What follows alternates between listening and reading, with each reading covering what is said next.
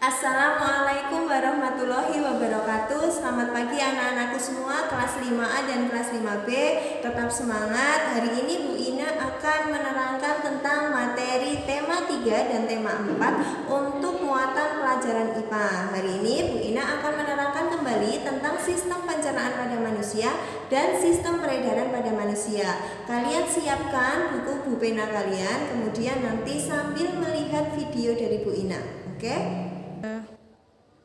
Oke anak-anak, kemarin kalian sudah melihat video pembelajaran yang Bu Ina kirimkan lewat grup, yaitu tentang sistem pencernaan pada manusia. Di sini akan Bu Ina ulangi lagi tentang sistem pencernaan. Kalian bisa melihat di papan bahwa Bu Ina sudah menggambarkan ini adalah organ pada manusia, organ pada kalian. Yang pertama itu ada rongga mulut, kemudian ada kelenjar ludah. Kelenjar ludah itu kalau dalam bahasa Jawanya itu ya anak-anak. Kemudian ada kerongkongan. Kalau dalam sistem pernafasan manusia itu tenggorokan, tetapi kalau dalam sistem pencernaan manusia di sini ada kerongkongan di sini. Kemudian ada hati, ada bagian lambung kalian di sebelah sini, ada pankreas, kemudian yang di luar ini ada usus besar, yang di dalamnya ini ada usus halus, kemudian yang terakhir itu ada anus atau dubur. Di sini Bu Ina akan menerangkan dari setiap urutan proses pencernaan pada manusia. Ketika kalian makan anak-anak, makan itu kan lewat mulut. Di dalam mulut kita ini ada dua pencernaan, yaitu pencernaan mekanis dan pencernaan kimiawi. Pencernaan mekanis itu dibantu oleh gigi. Nah, di sini pencernaan mekanis kalian dibantu oleh gigi. Sebenarnya secara wajar kita mengunyah makanan itu sebanyak 33 kali, tapi itu kelamaan ya anak-anak, jadi sampai lembut. Kemudian yang kedua, ada sistem pencernaannya dibantu dengan kimiawi. Kimiawi itu apa? Kimiawi itu dibantu oleh enzim. Enzimnya namanya enzim amilase atau enzim petialin. Fungsinya untuk mengubah zat gula, untuk mengubah zat tepung menjadi zat gula, atau mengubah amilum menjadi glukosa. Itu yang ada di mulut kalian. Setelah makanan itu masuk ke mulut, maka masuk ke kerongkongan di sini. Di kerongkongan itu ada gerakan peristaltik. Apa itu gerakan peristaltik? Gerakan meremas-remas makanan atau gerakan mendorong makanan agar jatuh ke lambung. Nah, setelah makanan kita makan didorong ke lambung, di lambung kalian ya. Di dalam lambung sama seperti di mulut itu ada dua pencernaan, pencernaan mekanis dan pencernaan kimiawi. Kalau mekanis dibantu oleh dinding lambung, kalau pencernaan kimiawi dibantu oleh 3 enzim anak-anak. Yang pertama itu ada enzim pepsin. Apa fungsinya? Enzim pepsin itu mengubah protein menjadi pepton. Untuk enzim renin mengendapkan protein susu menjadi kasein. Yang ketiga ada namanya HCl atau asam klorida, mengasamkan makanan atau membunuh kuman. Itu adalah enzim yang ada di lambung kalian. Setelah masuk mulut, kerongkongan, lambung, makanan kemana anak-anak? Makanan ke usus halus. Sebelum masuk usus halus, di sini ada gambar hati. Di dalam hati kalian itu, hati itu menghasilkan cairan empedu. Di situ juga sebagai fungsinya untuk menawarkan racun. Jadi anak-anak itu kalau makan makanan yang mengandung pengawet, MSG, itu nanti akan dinetralkan di hati kalian. Oke, setelah masuk ke hati, lambung, ada pankreas. Ini ada getah pankreas. Getah pankreas itu nanti masuk ke usus halus. Di usus halus kalian itu yang ada di dalam sini. Ini nanti ada usus 12 jarinya, berfungsi untuk apa? Menyerap sari-sari makanan. Jadi makanan kalian yang mengandung vitamin, protein, gizi, karbohidrat itu nanti diserap oleh usus halus, dibantu dengan enzim yang dihasilkan oleh getah pankreas. Yaitu enzimnya apa saja? Ada enzim amilase, sama seperti di mulut, ada enzim lipase dan ada enzim tripsin. Ketiga enzim ini memiliki fungsi yang berbeda-beda. Kalau untuk amilase sama, amilase itu menguraikan zat tepung menjadi zat gula. Lipase menguraikan lemak menjadi asam lemak atau gliserol. Kemudian tripsin menguraikan protein menjadi asam asam amino. Itu adalah enzim yang ada di usus halus kalian. Setelah itu diserap sari-sari makanannya oleh usus halus, makanan disalurkan kemana anak-anak? Di usus besar kalian. Tapi anak-anak di sini yang ada sini ini namanya usus buntu anak-anak. Apabila kalian makan biji-biji cabai, itu kan biji cabai tidak bisa diuraikan, tidak bisa dikunyah. Atau mungkin kalian makan biji semangka, nanti bisa sampai di sini menyebabkan kalian punya penyakit usus buntu atau appendicitis. Nah, ketika makanan masuk ke usus besar, untuk air, sisa-sisa makanan tadi diserap lagi oleh usus besar. Dan di usus besar kalian itu ada bakteri yang menguntungkan, namanya bakteri E. coli. Apa itu fungsinya bakteri E. coli? Fungsinya adalah membantu membusukkan makanan. Jadi makanan yang kalian makan tadi, sisa-sisanya itu dibusukkan oleh bakteri E. coli.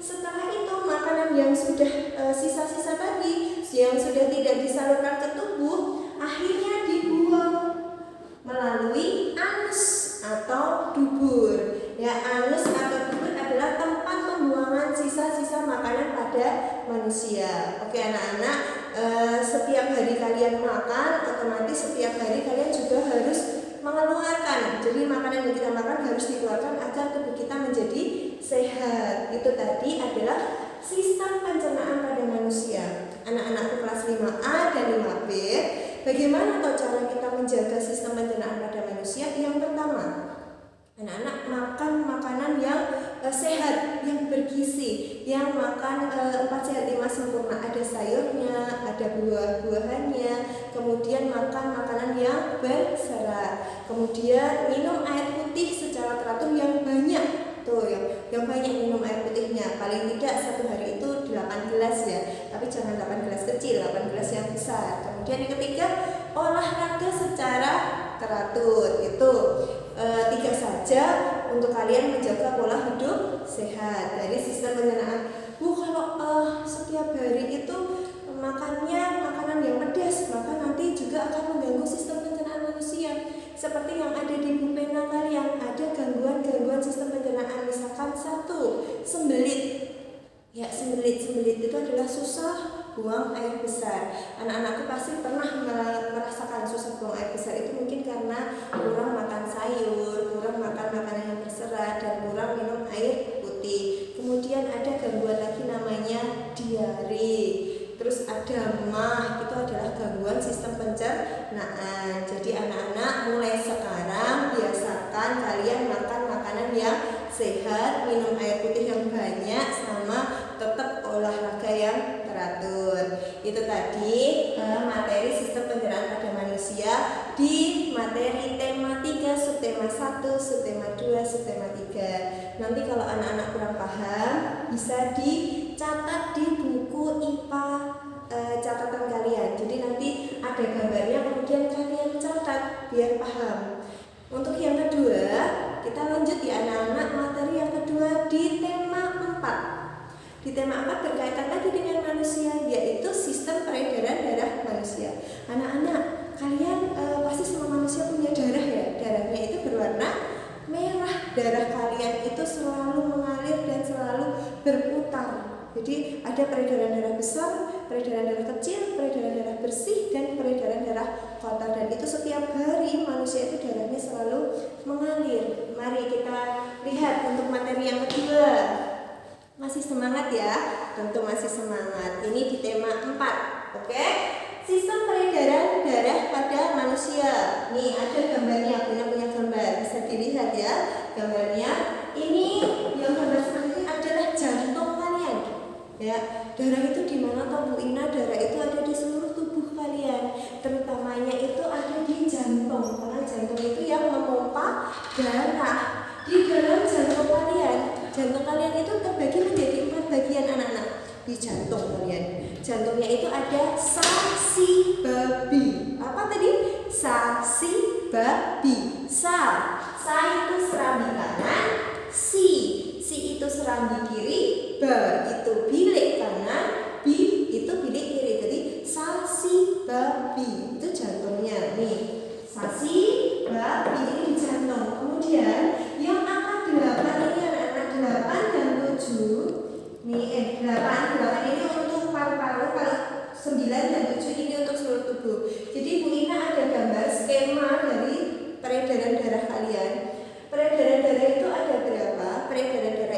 ada 4. Yang pertama, peredaran darah kecil. Yang kedua, peredaran darah besar.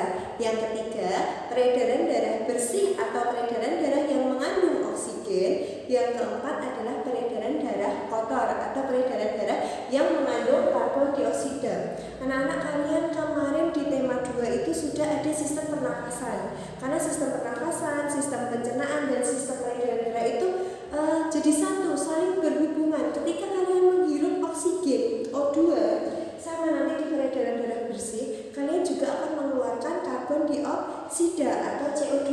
Di sini Bu Ina akan menjelaskan yang pertama dulu. Peredaran darah kecil. Jadi tadi sudah yang di atas 1 ini adalah serambi kanan, nomor 2 adalah serambi kiri, yang nomor 3 adalah itu adalah bilik kanan, nomor 4 itu adalah bilik kiri.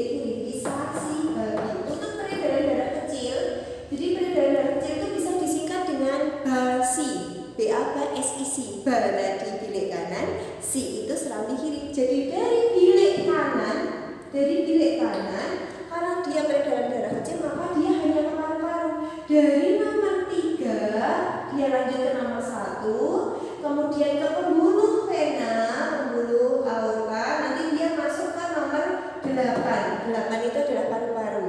Kemudian dia kembali ke nomor 2. Nomor 2 ini mana? Jantung bagian serambi kiri. Jadi dari bilik kanan ke paru-paru, kembali lagi ke serambi kiri, atau dari jantung, paru-paru, kembali lagi ke jantung. Itu peredaran darah kecil.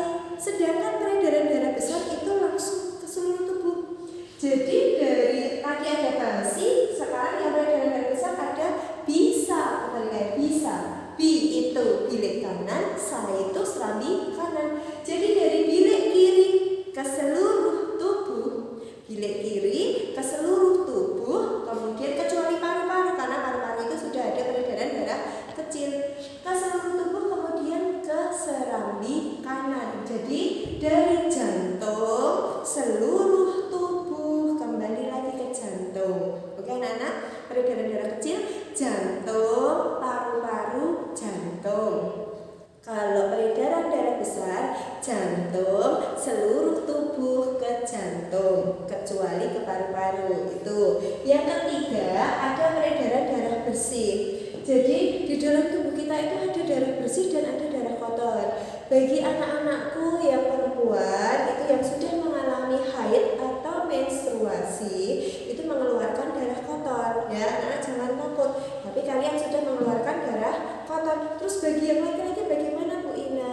Di dalam tubuh ini kan ada proses peredaran darahnya. Jadi yang darah kotor tadi dibersihkan lagi ke paru-paru. Di sini anak-anak. Peredaran darah bersih atau yang mengandung O2 atau oksigen. Dari mana? Dari paru-paru. Bersih itu dari paru-paru. Kemudian ke serambi kiri. Dari sini nomor 2. Dari paru-paru nomor 8 ke nomor 2 serambi kiri, ke nomor 4 ya, yang putih, jadi yang di kiri semua. Kemudian darah itu mengalir ke pembuluh, masuk ke nomor 7. Nomor 7 itu adalah seluruh tubuh. Jadi dari paru-paru ke jantung, kemudian ke seluruh tubuh yang di sebelah kiri. Sebaliknya dengan peredaran darah kotor, karena darah itu kotor, maka dia dari mana? Dari seluruh tubuh. Dari nomor 7. Dari seluruh tubuh ke jantung. Jantungnya mana? Jantungnya yang serambi kanan sama bilik kanan. Setelah itu masuk ke paru-paru.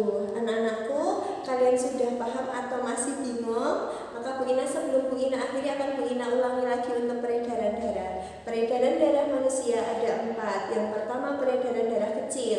Peredaran darah kecil dari jantung, paru-paru kembali lagi ke jantung. Peredaran darah besar dari jantung ke seluruh tubuh kembali lagi ke jantung. Peredaran darah bersih itu dari paru-paru ke jantung kemudian ke seluruh tubuh. Kemudian yang terakhir peredaran darah kotor atau peredaran darah yang mengandung karbon dioksida itu dari seluruh tubuh ke jantung kemudian ke paru-paru. Jadi setiap hari, tidak setiap hari, setiap saat darah itu mengalir. Jadi antara darah bersih, kemudian karena dibawa ke seluruh tubuh jadi darah begitu seterusnya, ada siklusnya mengalir terus.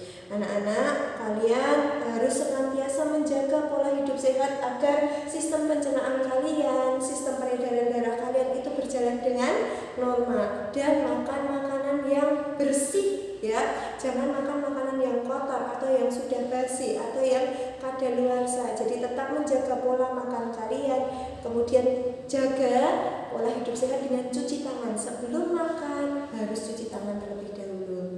Dari Bu Ina untuk hari ini materi IPA sudah cukup sekian. Apabila kalian ada kesulitan dalam pemahaman, nanti ketika home visit akan Bu Ina terangkan lagi agar kalian lebih paham. Dari Bu Ina cukup sekian. Wassalamualaikum warahmatullahi wabarakatuh.